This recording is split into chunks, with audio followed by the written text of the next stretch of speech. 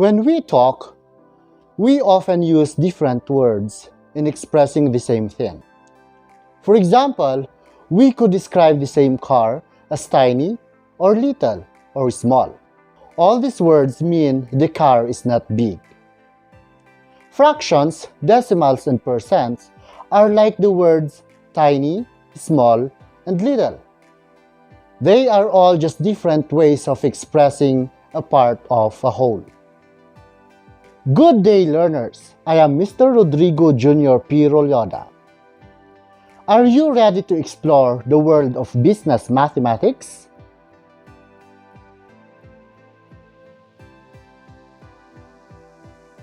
Let us fire up the subject starting with the first lesson: conversion of decimal to percent, fractions, and vice versa.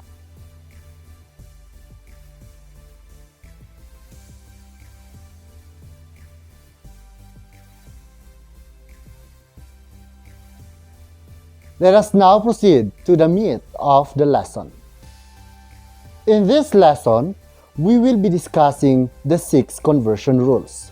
We have the conversion of decimal to fraction, fraction to decimal, percent to decimal, decimal to percent, percent to fraction, and fraction to percent.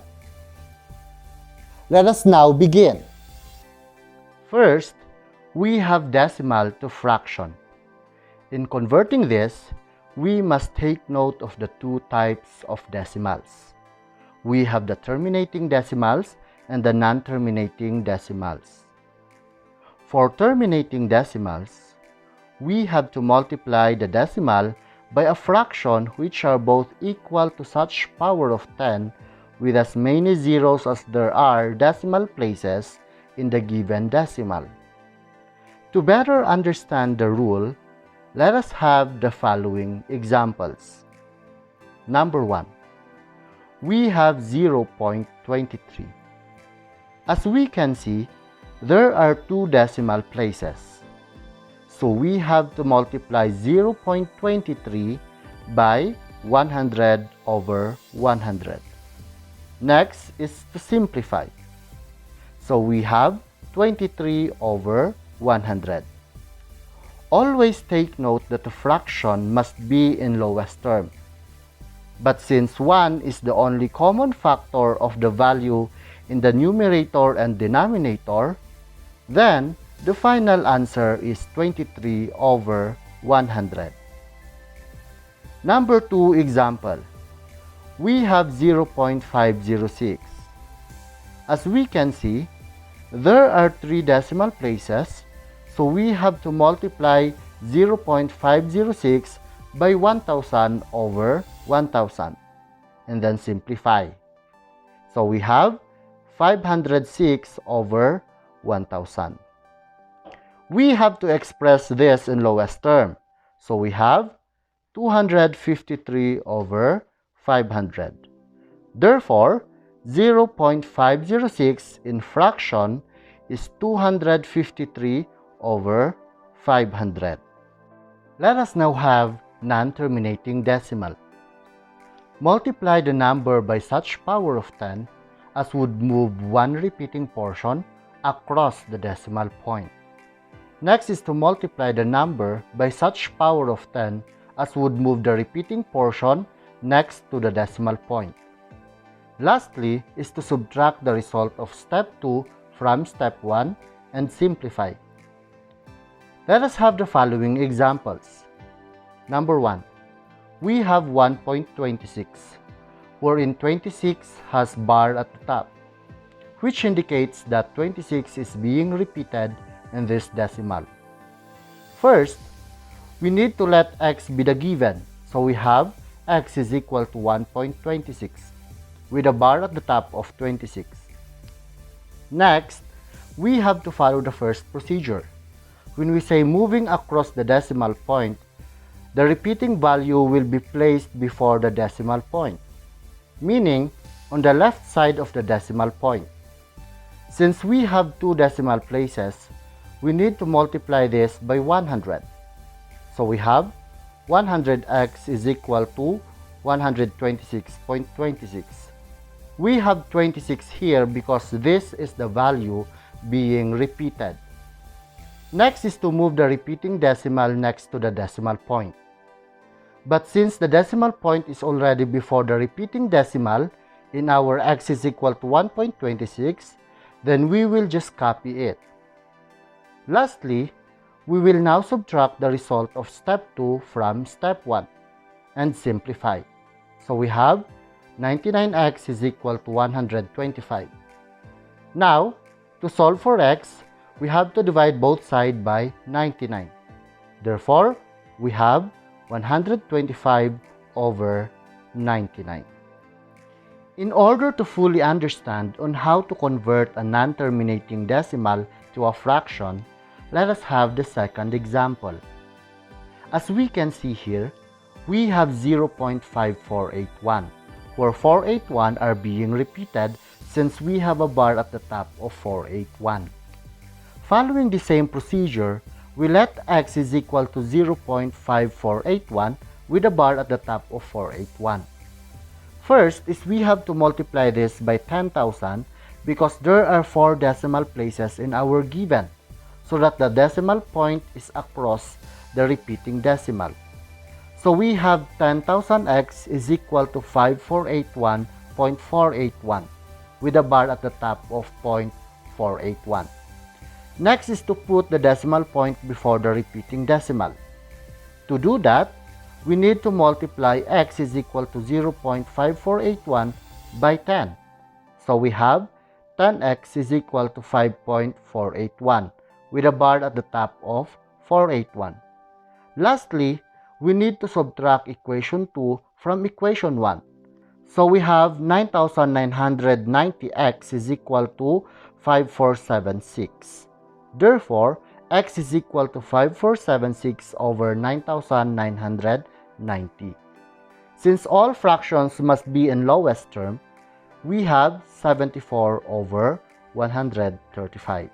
Therefore, 0.5481 with a bar at the top of 481 in fraction is 74 over 135. Let us have the second conversion rule. We have fraction to decimal. There are 2 ways to convert fractions to decimals.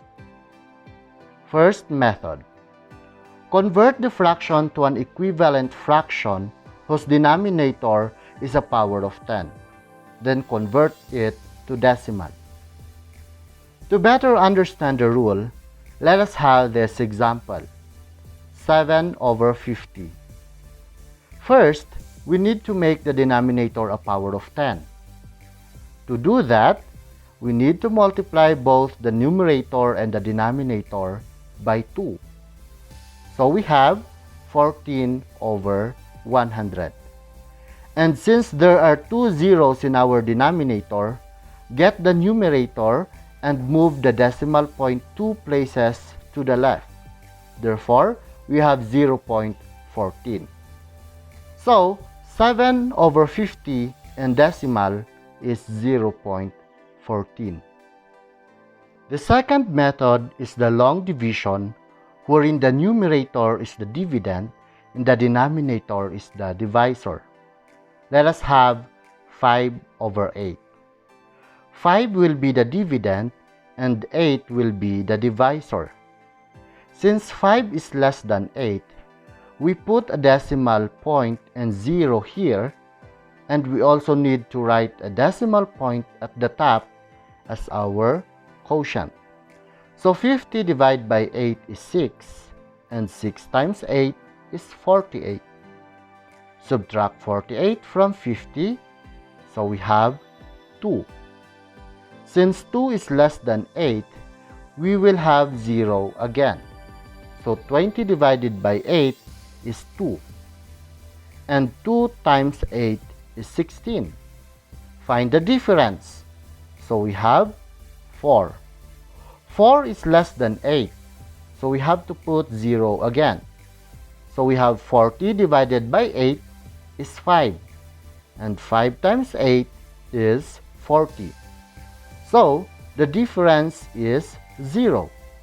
Therefore, 5 over 8 in decimal is 0.625. The third conversion rule is percent to decimal. For this, we just simply remove the percent sign and move the decimal point 2 places to the left. Let us have the following examples. 2.5%. First, we need to remove the percent sign. So we have 2.5. Then move the decimal 2 places to the left. So we have 1, 2. So we have 0.025. Next example, 250%.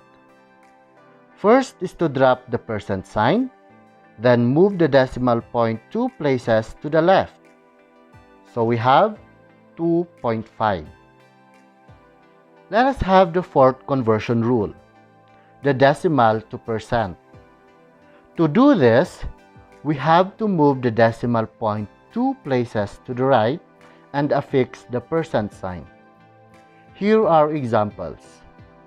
Number 1 is 0.35.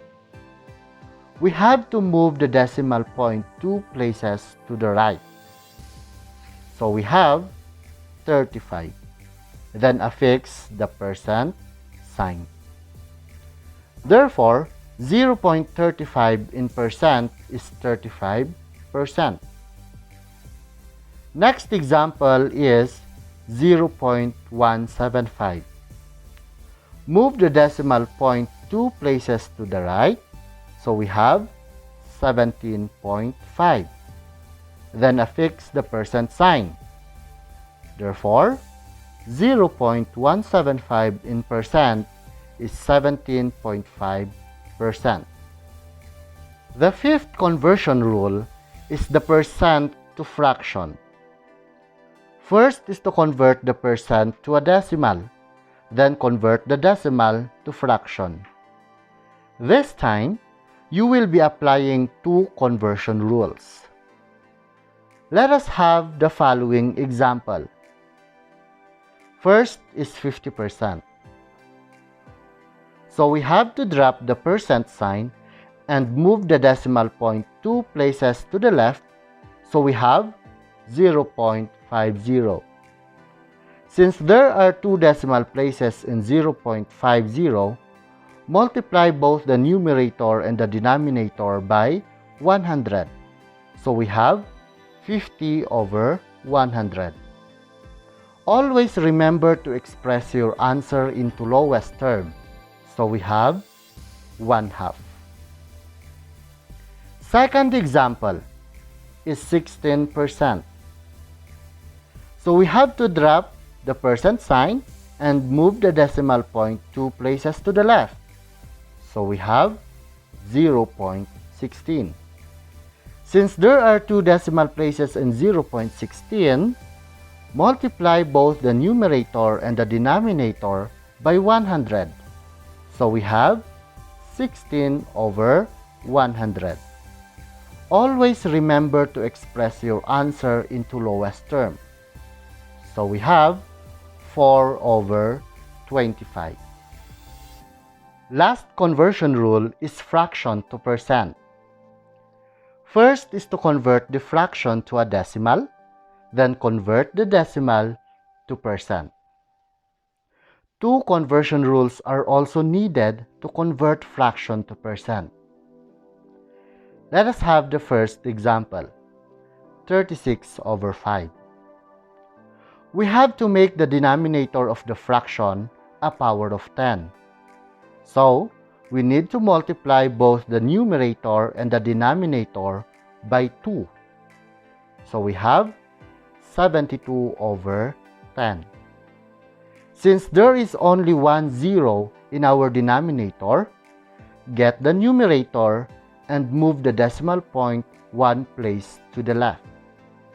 After that, we have to move the decimal point 2 places to the right, then affix the percent sign. So we have 720%. In our second example, which is 7 over 100, the denominator is already a power of 10. As we can see, the denominator has two zeros, so we need to extract the numerator and move the decimal point 2 places to the left. After that, we have to move 2 places to the right, then affix the percent sign. Where do we apply the concepts we learned here in real-life situations? Let's take a look at these pictures, which represent some of the several real-life situations or everyday scenarios that deal with fractions, decimals, and percent. When we cook or bake, we follow certain measurements for the ingredients. We use fractions or decimals. When we use our money to pay for bills, we work with decimals. When we deal with discounts, we usually use percent to represent them. In business, these are essential tools in the computation of financial statements and profits. Now, let us apply the different concepts by solving real-life problems involving fractions, decimals, and percent. Let us have this first problem. A piece of wood measures 12 feet. If a carpenter needs to cut it into 5 pieces with equal sizes, how long should each piece of wood be in inches? Since there are 12 inches in 1 foot, 12 feet is 144 inches. The size of the wood to be cut in 5 equal sizes is 144 inches. Thus, we have to divide 144 by 5. So we have 28.8 inches. Therefore, each piece of wood measures 28.8 inches. Let us have the second example. Alice needs 8 1/4 tablespoons of butter to bake bread. She has a stick of butter that is 4.5 tablespoons which was left from her previous recipe. If a stick of butter costs 33 pesos, how much does she need to buy the remaining butter? If we will convert 8 1/4 to decimal, we will have 8.25. Since Alice has a stick of butter which is 4.5 tablespoons left from her previous recipe, we need to subtract 8.25 and 4.5. So we have 3.75 tablespoons. So Alice needs to buy 3.75 tablespoons of butter. Since a stick of butter is 4.5 tablespoons, what part of a stick of butter is needed? To find for that, we have to divide 3.75 by 4.5. So we have 0.83, where 3 is repeated infinitely. To find the cost of butter to be bought, we will multiply 0.83 by 33. Therefore, Alice needs 27 pesos and 50 centavos to buy the remaining butter. For the third example, here is the problem. Of the 500 runners who attended the fun run, 120 finished the 5-kilometer run. What percent of the runners finished the run? Since there are 500 runners and 120 finished the 5-kilometer run, we will divide 120 by 500. So we have 6 over 25, or in decimal, we have 0.24. Since we are looking for the percentage of the runners who finished the 5-kilometer run, we have to convert 0.24 to percent. So we have 24%. Thus, 24% of the runners finished the 5-kilometer run. Learning how to convert fraction, decimal, and percent will help you learn more advanced mathematics that is beneficial in doing business. Have a good time answering all the activities in your learning activity sheet. I am Mr. Rodrigo Jr. P. Rulloda, citing a quotation written by Warren Berger. Knowing the answers will help you in school. Knowing how to question will help you in life. See you in our next lesson.